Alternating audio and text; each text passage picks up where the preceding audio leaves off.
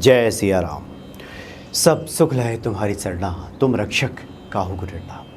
बाबा नीम करोली महाराज की जो लीलाएं हैं वो काफ़ी अलौकिक हैं। पढ़ने के बाद, सुनने के बाद आज के समय में इस पर विश्वास करना बहुत मुश्किल हो जाता है लोगों का। लेकिन जिस वक्त बाबा जी सशरीर यहाँ पे विराजमान थे, मौजूद थे, उस वक्त भी कुछ ऐसी बातें सामने आ जाती थी कि जो वो कृत्य करते थे, जो लोगों को बातें बताते थे, उस वक्त भी लोगों का विश्वास करना बड़ा मुश्किल हो जाता था। बाबा नीम करोली महाराज एक बात अक्सर कहा करते थे कि जो भी ईश्वर के भक्त हैं, हनुमान जी के भक्त हैं और जिनकी अनन्य भक्ति है हनुमान जी के साथ, हनुमान जी उनके सभी कार्यों का निष्पादन स्वयं करते हैं। स्वयं यानी खुद उन कार्यों को संभालने लगते हैं। गीता में भगवान श्री कृष्ण कहते हैं कि योग क्षेमम वहाम्यहम, मैं अपने भक्तों के योग और क्षेम की रक्षा करता हूँ। बाबा जी कहते थे कि योग का तात्पर्य अगर समझना है तो आप ये समझें कि जीवन में सब कुछ मिल जाए, अगर ईश्वर की प्राप्ति ना हो तो उसी ईश्वर की प्राप्ति करा देना योग है। यानी अप्राप्त को प्राप्त कर लेना ही योग है।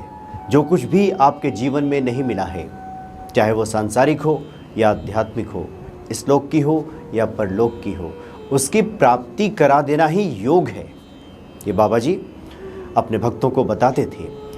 बताते ही नहीं थे बल्कि प्राप्ति कराते थे। जिसके जीवन में जिन बातों का अभाव है, जिन चीज़ों का अभाव है, आध्यात्मिक यात्रा भी अगर आगे नहीं बढ़ रही है तो वो कार्य भी बाबा जी स्वयं कर दिया करते थे।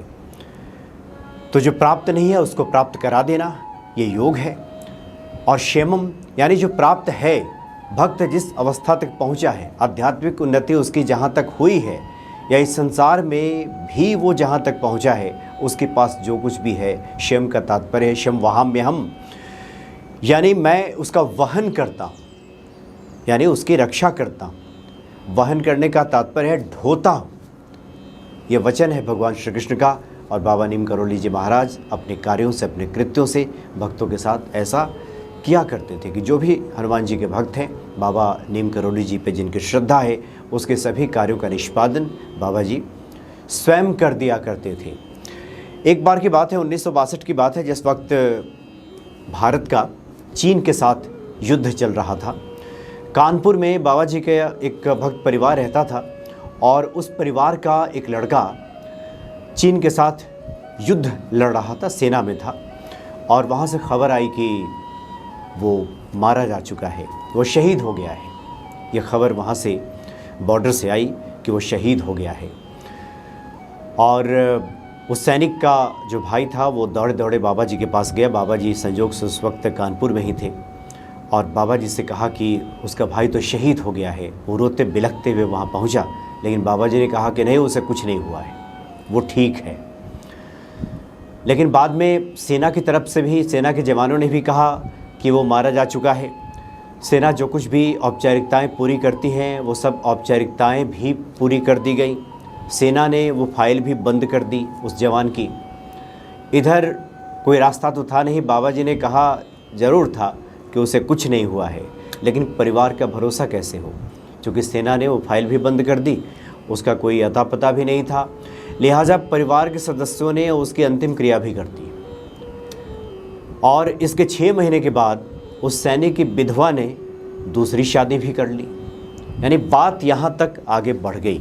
लेकिन बाबा जी अंतर्यामी, वो तो कह चुके थे कि उसे कुछ नहीं हुआ है, वो तो ठीक है।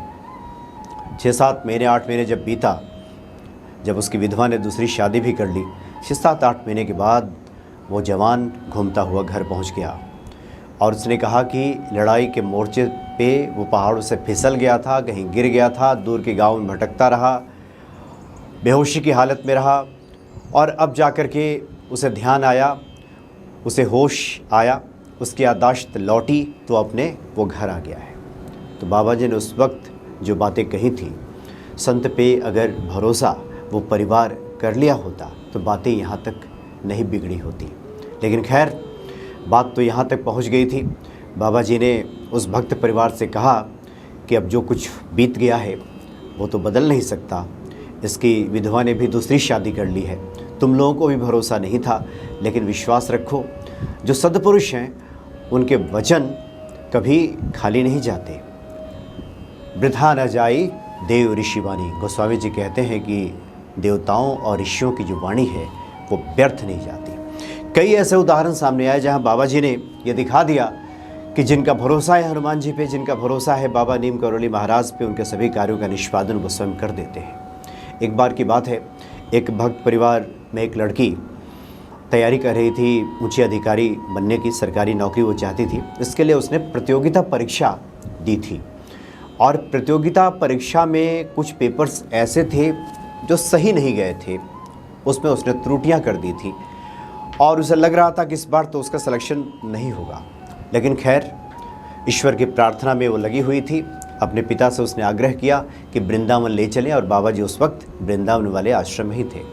बाबा जी ने उस लड़की को देखते ही कहा, जैसे ही इस परिवार ने प्रणाम किया बाबा जी को, बाबा जी ने सबसे पहले उस लड़की को देखते हुए कहा कि तुमने तो पर्चा अपना बिगाड़ दिया है, तुमने 5 प्रश्नों के उत्तर बिल्कुल गलत दिया है। वो बाबा जी के पास पहुंची, हाथ जोड़ी बाबा जी को प्रणाम किया। मुख से उसने कुछ नहीं कहा, लेकिन आंखों में भाव था कि बाबा जी आप कृपा कर दें कि उसका सिलेक्शन हो जाए। तो बाबा जी ने ऐसा कहा कि जाओ, तुम्हारा सिलेक्शन हो जाएगा, तुम चुन ले जाओगे। और उस सरकारी अधिकारी बन गई। ऐसे बहुत सारे लोग ये समझ सकते हैं, मन में ये विचार आ सकता है कि अगर कोई पढ़ाई ना करे, कोई मेहनत ना करे, कोई कर्म ना करे, तो उसे कैसे सफलता भला मिल सकती है। ये बिल्कुल सत्य है। कर्म का अपना स्थान है, जो मेहनत करेगा सफलता उसी को मिलेगी।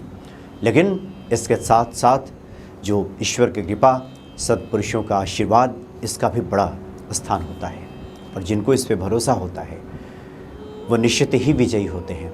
ऐसे कई उदाहरण हैं, कई किस्से हैं जिनके बारे में सुनने पढ़ने को मिलता है बाबा जी के बारे में। एक इसी से जुड़ा एक और किस्सा है। एक भक्त परिवार का जो सदस्य था वो बैंक की नौकरी की तैयारी कर रहा था।